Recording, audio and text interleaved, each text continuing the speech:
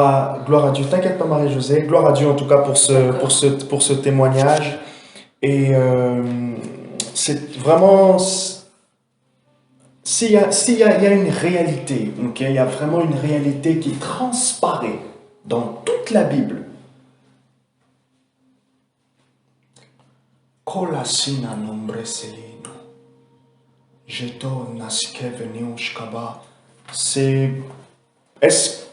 C'est bizarre. Est-ce que il y a un mal de tête, un problème qui concerne la tête ou des raisonnements? Est-ce que c'est bizarre que, juste en commençant à nous parler, en fait, je pense que le Saint-Esprit est en train de m'indiquer quelque chose, de nous diriger quelque part. Genre une douleur à la tête maintenant? Mais moi j'en ai une petite douleur, mais c'est à cause de... J'arrive pas à contrôler ma boulimie. Non, c'est pas lié à ça. C'est ok. Bon, d'accord. C'est pas vraiment de la boulimie, mais c'est que...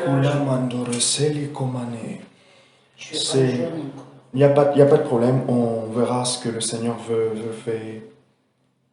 éclaircir par rapport à ça.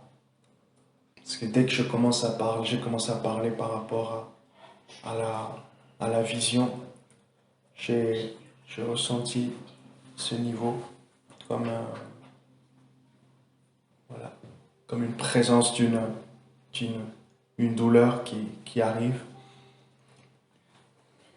Seigneur, nous te remercions en tout cas pour tous les signaux que tu peux donner. Merci pour ta pensée. Merci Seigneur pour ta parole.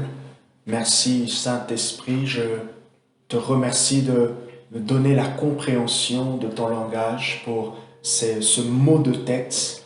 Et je prie aussi, Père, pour les personnes, peut-être parmi les personnes qui écouteront ce message, celui ou celle qui sera malade, dans le nom de Jésus, que ta main puissante la guérisse ou le guérisse maintenant. Je pose ma main sur lui ou sur elle et merci parce qu'elle reçoit maintenant sa guérison, sa délivrance au nom de Jésus. Père, merci parce que tu le fais maintenant. Merci pour le témoignage. Merci pour ton action. Merci Saint-Esprit pour les visions. Merci Saint-Esprit pour les expériences. Merci Saint-Esprit parce que tu es notre expérience, tu es notre vie, tu es notre témoignage. Nous te glorifions et nous t'exaltons. Nous exaltons le Seigneur, Dieu le Père, ainsi que Jésus son Fils bien-aimé. Amen. Amen. Apocalypse 4, vision des réalités célestes. Apocalypse 4, vision des réalités célestes. Ce que j'allais dire en introduction, c'est que quand vous lisez la Bible, en fait, il y a une réalité, il y a quelque chose qui transparaît et qui revient de manière fréquente, c'est des visions. Des visions spirituelles, des expériences spirituelles. Et la Bible est le résultat, au fait, de cette dimension de la révélation. La Bible est une révélation de Dieu. Ça veut dire que le Seigneur se fait connaître. Nous apprenons à connaître Dieu au travers de la vie et de l'expérience, par exemple, de Abraham, de Daniel, ainsi de suite. On relève dans le livre de Daniel plus d'une fois des visions. Daniel chapitre 7, Daniel chapitre 9, Daniel chapitre 10, plutôt Daniel 10. Okay. Et d'ailleurs, le livre de Daniel, il est subdivisé en deux parties. Une première partie qui est une partie un peu où on nous raconte un peu la vie de Daniel, ce qui s'est passé. Et la deuxième partie, c'est une partie avec que des visions. La deuxième partie commençant à partir du chapitre 7 jusqu'au chapitre 12.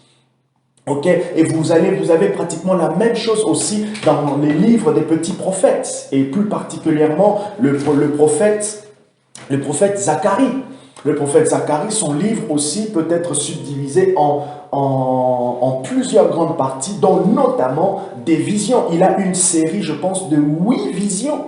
Okay? Et ces 8 visions, quelle que soit la fréquence, okay? Et ça même c'est une parenthèse, souvent les personnes qui discréditent les opérations du Saint-Esprit, notamment les dons spirituels, ceux qui sont cessationnistes, qui ne croient pas aux dons pour nous aujourd'hui, même ils peuvent prendre l'exemple de Actes des Apôtres pour dire que le miracle qui s'est passé, par exemple, dans Actes chapitre 3 et celui qui s'est passé dans Actes chapitre 5 avec Ananias et ce que la Bible dit que Dieu faisait par les mains des apôtres. Actes chapitre 5 verset 12. Dieu faisait des choses extraordinaires avec les mains des apôtres à tel point que les gens mettaient les malades afin que l'ombre de Pierre puisse guérir. Les gens disent qu'entre Acte 3 et Acte chapitre 5, il y a eu par exemple, je ne suis pas précis, mais il y a par exemple 3 ans, il y a par exemple 6 ans, il y a par exemple 12 ans, juste pour justifier le fait que même dans le temps des apôtres, les miracles ne se passaient pas de manière régulière. Donc pour dire que oui, on peut bien croire aux miracles, mais Dieu ne fait pas des miracles tous les jours. C'est comme pour dire Dieu, il est puissant aujourd'hui en 2018 ou aujourd'hui en 2021 et Dieu sera puissant encore ou il va nous donner d'expérimenter sa puissance en 2025 ou 2035. Et ça, c'est plutôt logique, ok? Cette manière de penser, c'est plus sécuritaire. Cette manière de penser, c'est tellement beau. C'est théologique. Oh, voilà comment on est facilement affecté par l'incrédulité, on est facilement affecté par notre incapacité. Et il y a des gens qui vivent les miracles tous les jours, tous les dimanches. Il y a des gens qui vivent les miracles tous les dimanches. Que ce soit les miracles du petit mot de tête jusqu'au grand, des choses qui peuvent être vraiment, voilà, des miracles de guérison. Donc, c'est possible, nous ne pouvons pas limiter Dieu. Et c'est vraiment ce qu'on a pu expérimenter au travers de Marie, c'est vraiment ce qu'on appelle la puissance de la vision, la puissance du prophétique. La puissance de l'esprit est aussi et généralement libérée par le prophétique. Les dons de révélation libèrent l'onction, libèrent une atmosphère. Donc, c'est vraiment encourageant ce que le Seigneur nous a permis de pouvoir expérimenter. Et c'est fou parce que ce jour-là, il y avait vraiment cette chaleur, cette présence de Dieu qu'on pouvait sentir. Quand tu as posé ta main sur moi, c'est resté au moins pendant 5 minutes. Okay? Et quand vous lisez des fois certaines expériences que des gens ont eues avec Dieu, vous savez, les expériences avec Dieu ont aussi des degrés d'intensité. Ça, il faut qu'on se le dise. Il y a des fois, l'intensité, elle est faible, mais c'est une expérience authentique. Mais il y a des fois aussi, l'intensité, elle est forte. C'est aussi une expérience authentique. Et certains prédicateurs, sont même allés dire que en fonction de l'intensité, il y a aussi comme une forme d'adversité. Quand vous vivez une forte expérience avec Dieu, il se peut que vous puissiez voir par la suite une forte adversité. L'ennemi qui vient vous voir. L'ennemi qui vous attaque. Pourquoi l'ennemi fait? Parce qu'il veut vous décourager. Quand nous lisons Luc chapitre 3, à partir du verset 21, on voit que Jésus, il se fait baptiser par Jean, le prophète. Lorsqu'il sort, l'Esprit descend. L'Esprit le conduit dans le désert. Qu'est-ce qui se passe dans le désert? Il est tenté. Le diable vient le tenter. Pourquoi? Parce que Jésus venait d'expérimenter quelque chose.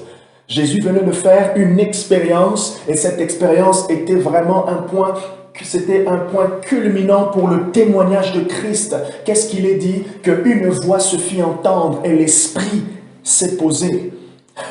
Ça, c'est puissant. Ça révèle que celui-ci est le choisi, celui-ci est le one, celui-ci est le Messie. Et la voix, c'était la voix du Père qui a dit « Écoutez-le ». Alors, je nous ai emmenés dans Apocalypse, Apocalypse, le chapitre 4, j'ai bien souligné que je n'allais pas faire une étude proprement dite d'Apocalypse, mais j'allais balayer en fait le livre sans pour autant vraiment pas faire une étude biblique. Mais je saisis la pensée générale du texte qui est nous expliquer, nous montrer la vision céleste, la vision des réalités célestes que l'apôtre Jean a pu expérimenter. Nous lisons dans le premier chapitre, à partir de verset 10, il est dit ceci: « Je fus ravi en esprit au jour du Seigneur. » Je fus ravi en esprit au jour du Seigneur. C'est comme si Jean a été projeté dans le futur. Franchement, waouh! Vraiment, je vous encourage à lire l'Apocalypse, à lire les livres des prophètes, les 12 petits prophètes. Okay? Il y en a 12, mais vous pouvez rajouter aussi les 3 autres. Ézéchiel, Ézéchiel, Ésaïe et Jérémie. Quand vous lisez les prophètes, vous pouvez sentir le cœur de Dieu. Comment Dieu, il est sensible. Et la sensibilité de Dieu fait en sorte qu'il parle, qu'il ne reste pas bouche bée. Ok? Et il dit, il fut ravi en esprit au jour du Seigneur, et j'entendis derrière moi une voix forte comme le son d'une trompette qui disait: « Ce que tu vois, écris-le dans un livre et envoie-le aux 7 églises, à Éphèse, à Smyrne, à Pergame, à Thyatire, à Sardes, à Philadelphie et à Laodicée. » J'ai dit la dernière fois qu'il y a des verbes qui conjuguent le prophétique, et ce sont les verbes regarder, ce sont les verbes entendre, ce sont les verbes sentir, ce sont les verbes s'apercevoir, ok? Parce que là, l'apôtre Jean, il est dans une vision. Il fut ravi en esprit. C'est une expression qui simplement veut dire il a eu une vision. D'accord? Et dans cette vision, on lui dit des choses. Il a reçu le message pour les 7 églises. Et là, dans le chapitre 4, après cela, donc après tout ce qu'il avait vu, ok, donc là, regardez un peu, pour nous, on a l'impression, pour nous c'est chapitre 1, chapitre 2, chapitre 3, chapitre 4. Mais pour Jean, tout ça c'est durant un moment. Une vision peut prendre 2 minutes, 3 minutes, 5 minutes. D'ailleurs, quand vous avez 5 minutes de vision intense, je vous assure, c'est tellement fort. C'est beaucoup. C'est tellement beaucoup que vous allez remarquer que la plupart des visions qu'on a, en tout cas, de ce que je sais, ça peut être long, mais c'est 2-3 minutes. Mais durant 2-3 minutes, tout ce que vous avez vu, si vous commencez à les décrire, c'est beaucoup. Le rapport temps dans le monde invisible et le monde visible n'est pas le même. Et là, Jean, il dit, après cela, j'ai regardé. Après tout ce qu'il venait d'entendre, tout ce qu'il venait de voir, il regardait, et voici une porte ouverte dans le ciel. Une porte ouverte dans le ciel, et telle une trompette, la première voix qu'il avait entendue. Il a reconnu le son de la voix. Il s'est dit, la voix que j'avais entendue, la première voix qui m'avait parlé, donc on est au chapitre 1, cette voix qui lui a dit, je veux te montrer des choses. Cette voix lui dit, monte ici, je te ferai voir ce qui doit arriver dans la suite. Et avant qu'on le fasse voir ce qui va arriver dans la suite, qu'est-ce qu'il voit? Aussitôt, verset 2, je fus ravi en esprit. Il est déjà en vision, mais on dirait qu'il rentre encore dans une autre vision. Ah, c'est bizarre, hein? Il est en train de passer d'un palier A à un palier B. Aussitôt, je fus ravi en esprit, et voici qu'il y avait un trône dans le ciel, et sur ce trône, quelqu'un assis. La première chose, j'ai dit la dernière fois, lorsque on fait des expériences spirituelles, et je le redis encore pour tous qui m'écoutent, les expériences spirituelles font partie de la vie chrétienne. Un ami pasteur a dit, si tu fais 10 ans dans la vie chrétienne sans avoir des expériences avec Dieu, c'est pas normal. Et quand je dis des expériences, c'est tous, parce que les expériences, c'est simplement le témoignage de Dieu avec toi. Tu te rends compte de ce que Dieu est en train de faire. Tu te rends compte du témoignage du Saint-Esprit au milieu de toi, mais aussi dans ton cœur. Pour beaucoup d'entre nous, enfants de Dieu, chrétiens, nous avons du mal à discerner le témoignage intérieur du Saint-Esprit, le ministère intérieur de l'Esprit avec moi. Qu'est-ce que le Saint-Esprit fait ou il est en train de faire en moi pendant que je prie en langue, pendant que je suis à l'église, pendant que j'écoute une prédication? Qu'est-ce que l'Esprit est en train de me communiquer? Au-delà de ce que je suis en train de recevoir, qu'est-ce qui est en train de se passer? Je vous encourage à faire cet entraînement, à pouvoir faire ce checking, cette vérification intérieure autour de vous. Est-ce qu'il y a une sensation particulière? Est-ce qu'il y a une pensée qui traverse mon cœur? Est-ce que je ressens une certaine volonté, un certain désir? Est-ce que je me sens un peu dévoré, attiré par ce qui est en train d'être dit? Quand ce n'est pas le cas, il faut se dire, il y a un problème quelque part. Pourquoi, en fait, je n'arrive pas à comprendre? Il se peut aussi qu'il ne soit pas vraiment, ce ne soit pas le problème, et c'est ce que vous vous attendez à Dieu d'un côté, et pourtant il est en train de faire l'autre côté. Quelles sont les émotions qui sont soulevées lorsque j'écoute une prédication, lorsque je chante, lorsque je prie en langue? Et Jean, la première des choses qu'il voit, c'est un trône avec quelqu'un qui est assis dessus. La première chose que Dieu veut que nous puissions connaître, je l'ai dit la dernière fois, pourquoi Dieu permet-il parfois aux hommes de faire l'expérience des réalités célestes? Premièrement, parce que Dieu veut se révéler lui-même. Et la première chose qu'il fallait que Jean puisse voir lorsqu'il est ravi en esprit, c'est quoi? C'est le témoignage de Dieu. Et c'est la première chose qui se passe lorsque nous naissons de nouveau, lorsque nous venons en Christ, lorsque la régénération se passe. On reconnaît Jésus comme son seul Seigneur et son seul Sauveur. Aujourd'hui, les gens discréditent les expériences spirituelles. Pourquoi? Parce que pour eux, ils se disent que ça ne place pas Dieu au centre. Mais une véritable expérience spirituelle ramène toujours Dieu au centre. Pourquoi? Parce que les expériences spirituelles ne sont pas mécaniques.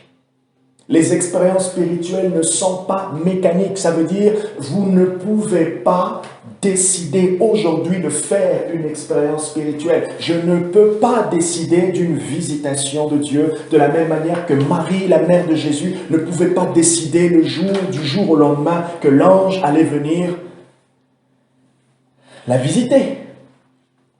Par contre, notre vie avec le Seigneur, la manière dont nous vivons avec Dieu, nous positionne.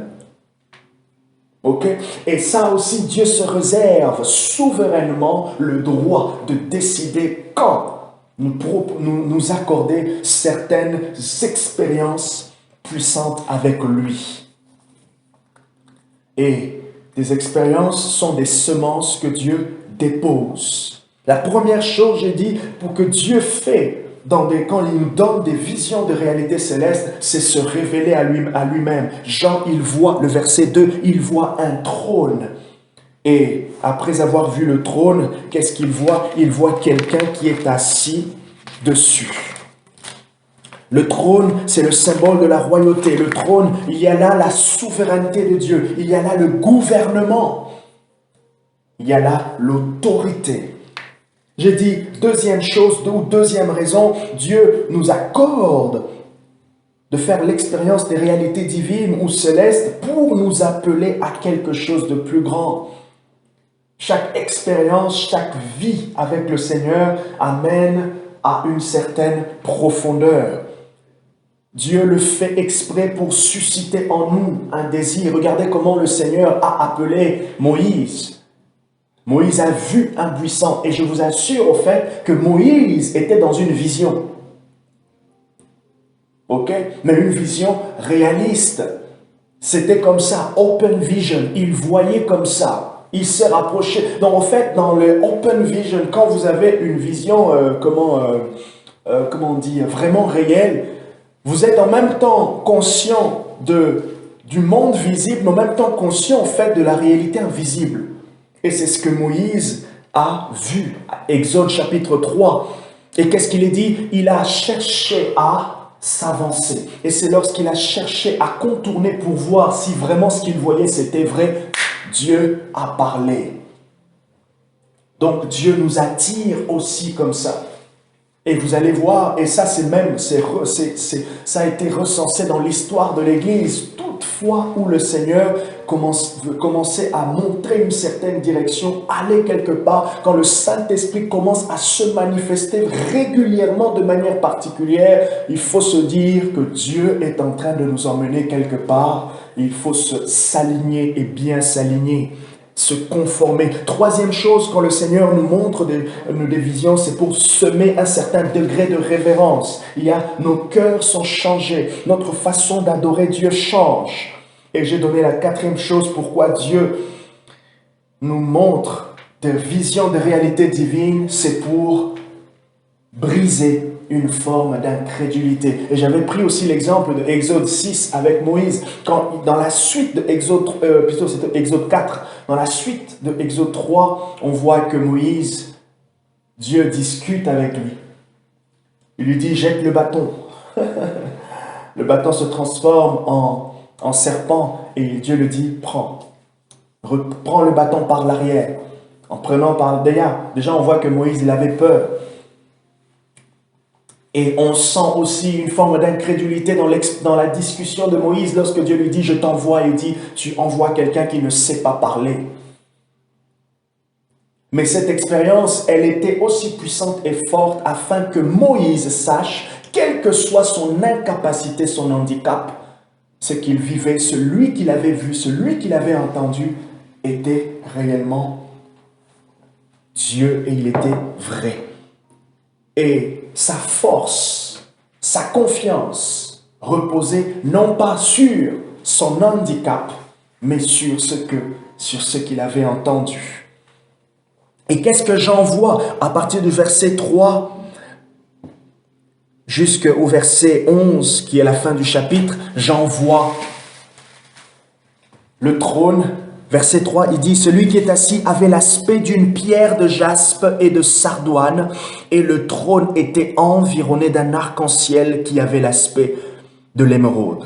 Autour du trône, il y avait 24 trônes, et sur ces trônes, 24 anciens assis, vêtus de vêtements blancs, et sur leurs têtes de couronnes. Du trône sortent des éclairs, des voix et des tonnerres. Il y avait 24 anciens, et il y avait 4 êtres vivants. Dans les 4 êtres vivants, il y avait un qui avait l'aspect de l'homme, il y avait un autre qui avait l'aspect d'un veau, l'autre l'aspect d'un aigle et l'autre l'aspect du lion. Alors je continue pour dire, 5e chose, pourquoi est-ce que Dieu nous donne accès à la compréhension ou à la vision des réalités divines? C'est pour nous éveiller, nous éveiller à quelque chose de plus, afin que nous puissions lui désirer, lui et alors lui seul. Dieu nous pousse, à chaque fois que Dieu veut nous pousser, le Seigneur se révèle un peu plus. Son action prend une autre tournure. Sa proximité, nous devenons de plus en plus conscients, où Dieu fait des choses en sorte que nous soyons de plus en plus conscients. Il y a comme une intensité, une augmentation de l'activité divine. Les anges sont en mouvement autour de nous et cela s'intensifie. Et c'est intéressant de toujours remarquer, vous dites par exemple de faire toujours une sorte de rétrospection. Par exemple cette semaine, remarquez comment ont été vos rêves, quelle a été l'intensité de l'activité spirituelle autour de vous. Et comment est-ce que je peux jauger l'intensité de l'activité spirituelle? Premièrement, par rapport à mes nuits, qu'est-ce qui se passe dans mes nuits? Deuxièmement, par rapport à mon tempérament intérieur. Ma température intérieure, comment elle est? Et comment ma température intérieure, c'est par exemple quand je suis dans une réunion, qu'est-ce qui se passe? Deuxièmement, quand je prends mon temps personnel avec Dieu, qu'est-ce qui se passe? Et troisièmement, là où ça ne dépend pas forcément de vous, quand vous avez été au contact avec l'Église, ça veut dire le corps du Christ. Qu'est-ce qui se passait? Qu'est-ce que Dieu vous a donné? Qu'est-ce que Dieu vous a donné par un message? La prédication qui a été enseignée, qu'est-ce que Dieu vous a donné au travers des discussions? Qu'est-ce que Dieu vous a donné par une parole prophétique? Vous voyez que si on veut chercher Dieu, on doit aller le chercher dans les petites choses et on doit aller chercher Dieu là où Dieu se trouve normalement. Et là, le premier endroit où Dieu va se trouver normalement, c'est l'Église et les bien-aimés. Après, vous pouvez aussi trouver Dieu dans votre travail ou au travers d'un langage, au travers d'une discussion avec votre ami, avec votre collègue de boulot. Le Seigneur vous parle. Oui, Dieu, il peut se révéler partout. Et même, il peut attirer votre attention par une publicité à la télé, je ne sais pas. Tout ce qu'il veut. Donc, cinquième point, quand Dieu veut nous éveiller à quelque chose de plus grand, quelque chose de plus loin, quelque chose de profond, le Seigneur nous montre, le Seigneur se révèle. Et qu'est-ce que Dieu fait? Dieu dit à Jean, monte ici et je te ferai voir. Comme pour dire, tout ce que tu as vu avant, tout ce que tu as entendu avant, c'était bien sûr vrai, mais il y a encore plus. Et ça, c'est l'appel naturel de tous ceux qui veulent avancer avec le Seigneur. Matthieu chapitre 5, verset 3 et verset 6. Heureux les pauvres en esprit. Et heureux les pauvres en esprit, car ils hériteront le royaume. Et heureux ceux qui ont faim et soif de la justice, car ils seront rassasiés. Il y a une reconnaissance de sa condition, premièrement, et après, il y a un désir. Et là, Dieu dit à Jean, je veux te faire voir autre chose. Alors, qu'est-ce que tu n'as pas encore vu, qui est le plus important que le premier témoignage? Ce que Jean n'avait pas encore vu, c'est cette souveraineté, c'est ce caractère, c'est le verset 3, soulignez ce verset, c'est le verset 3, c'est ça qui était le plus important, qui devait soutenir l'expérience de Jean. Et à chaque fois que vous avez une expérience authentique, un témoignage authentique, que ce soit par un don spirituel, une parole de prophétie, vous allez toujours reconnaître que Dieu m'aime. Il y aura quelque chose de personnel que Dieu va implanter, que Dieu va imprimer. Et ce que Dieu voulait imprimer dans le cœur, dans l'esprit de Jean, dans cette vision, c'était le verset 3, le fait de voir le trône et de voir celui qui est assis sur le trône et de voir l'aspect glorieux. Septième chose, quand Dieu nous donne accès aux réalités célestes, c'est le moyen de voir, de comprendre et d'expérimenter le mystère de Christ. Le mystère de Christ, comme je l'ai dit mercredi, mystère, ça veut dire une vérité qui existe, une vérité qui est là. Jean, j'ai dit ça la dernière fois, Marie n'était pas là. J'ai dit que, imaginez quand même, Jean, les disciples, ils ont vu Jésus dans la chair. Ils ont vu des choses glorieuses. Bien que la gloire était limitée, mais la gloire était quand même présente. La gloire de Dieu était présente, la gloire de Christ était présente, était visible comment? Par les œuvres qu'il faisait. Ok? Donc, ces œuvres, c'était tellement fort et haut niveau que tous les prophètes d'avant n'ont pas opéré de cette manière. Donc, Jésus se distinguait et le témoignage qui ressortait, c'est lui le Messie. C'est lui dont Ésaïe a prophétisé, celui dont Ézéchiel a vu. Première chose. Deuxième chose, Il est mort, il est ressuscité. Ils l'ont vu ressusciter. Ils sont restés avec lui 40 jours. Ils ont fait des checks. Ils ont mangé avec lui. Donc, ils ont vu la gloire de Christ. Christ dans un corps glorieux pendant 40 jours. Donc, 40 jours, s'il y avait des scientifiques par là, donc ils ont eu tout le temps pour vraiment regarder, vérifier, est-ce que c'était fake, est-ce que c'était vrai, tout. Mais comme si ça ne suffisait pas. Révélation de Jésus-Christ. Une autre expérience. Et là, oui, Apocalypse. Regardez un peu comment Dieu se plaît de se faire connaître. Regardez un peu comment Dieu se plaît de ne pas nous garder, de garder nos yeux sous un voile. Le Seigneur se plaît d'ouvrir les yeux de nos cœurs. Alors, quand Dieu donne des visions, quand Dieu donne des expériences, c'est pour la première chose que nous puissions voir, le moyen de voir. Et la vision, le fait de voir, c'est une perception. Spirituellement et dans les choses de Dieu, c'est une parenthèse que j'ouvre et je vais la fermer. Dans les choses spirituelles, quand vous avez la possibilité de voir, cette possibilité de voir va conduire à une compréhension. Quand il y a une vision spirituelle, donc un moyen de percevoir au-delà de la réalité, cela conduit naturellement à la compréhension. Voilà pourquoi Hébreux chapitre 11, le verset 3 dit une chose très intéressante, je crois. Il dit que c'est par la foi que nous comprenons que les choses invisibles, les choses visibles ont été faites des choses invisibles. De sorte qu'au fait... Non, on va le lire. C'est ça, c'est Hébreux 11. Hébreux 11, 3, on va le lire. Hébreux 11, le verset 3. Il dit, c'est par la foi que nous comprenons que le monde a été formé par la parole de Dieu, de sorte que ce qu'on voit ne provient pas de ce qui est visible. Ok? Et lorsque vous lisez Colossiens, le chapitre 1, à partir du verset 16, verset 18, Paul, il dit quoi? Il est... Je vais... Ombro de las Corench. Allez, regardez, je vais lire Colossiens chapitre 1 à partir du verset 18. Alors, plutôt à partir du verset 15. Il est l'image du Dieu invisible, le premier-né de toute la création. Il est l'image de Dieu invisible. Donc, Paul ramène déjà, premièrement, la réalité du Dieu invisible avec la réalité du visible. Donc, l'invisible que nous connaissons, que nous avons le témoignage, c'est manifesté par le visible.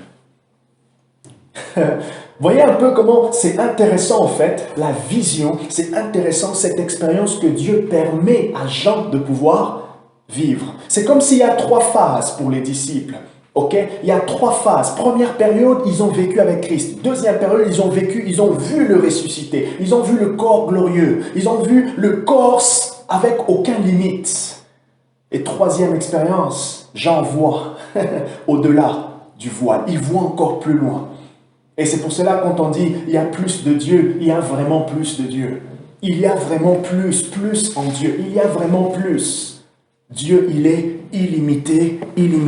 Et Paul, il dit, le verset 16, « Car en lui, tout a été créé dans les cieux et sur la terre. » Dans les cieux et sur la terre. Comme pour dire, dans la partie visible et dans la invisible et dans la partie visible. Ce qui est visible d'ailleurs et ce qui est invisible. Dans les cieux et sur la terre. Ce qui est visible et ce qui est invisible.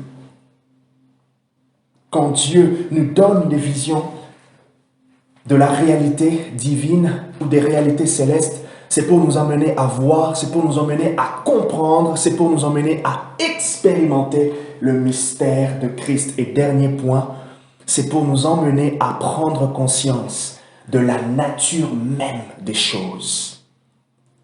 Ça veut dire ce qui est périssable, ce qui est éphémère, ainsi que ce qui est incorruptible. Comment vous pouvez dire à Jean,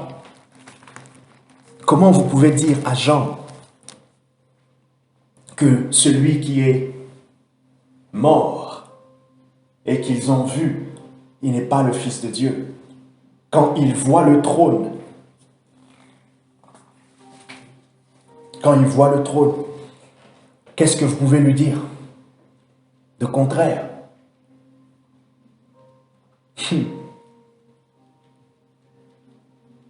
Et là où la religion nous limite, c'est que la religion, en fait, nous emmène à caser Dieu, à mettre Dieu dans une boîte, à nous empêcher, au fait, d'aller dans la liberté de l'esprit, dans la liberté avec le Seigneur.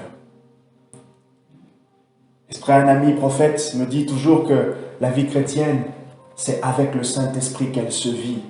Sans lui, on ne pourra jamais vivre la vie chrétienne comme il se doit. Ou si il n'est pas là, on va tomber du côté de la religion. Donc j'ai dit cinquièmement, le Seigneur nous emmène à nous éveiller à des choses plus profondes.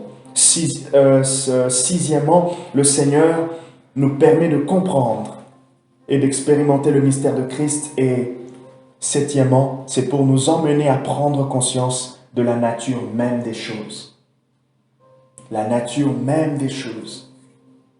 Que ce qui est visible a été fait des choses invisibles.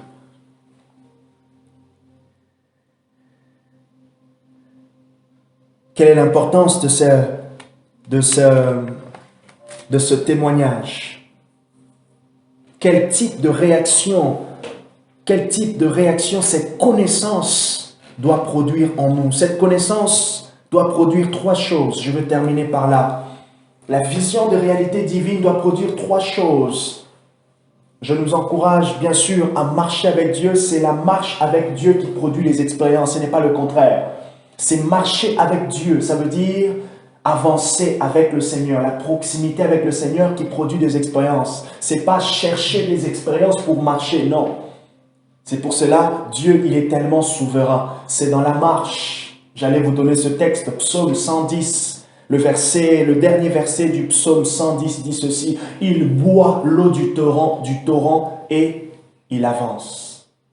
Ça veut dire, il se ressource, voilà pourquoi il progresse. C'est parce qu'il a accès à la source, il a accès à l'eau du torrent qu'il avance. Psaume chapitre 1 nous dit que celui qui ne s'assied pas en compagnie de moqueurs, qui ne s'arrête pas, qui ne marche pas avec eux, mais qui se tient dans la loi de l'Éternel, il est comme un arbre planté près d'un courant d'eau. Il est attaché à la source. C'est parce qu'il est attaché à la source que sa vie porte des fruits.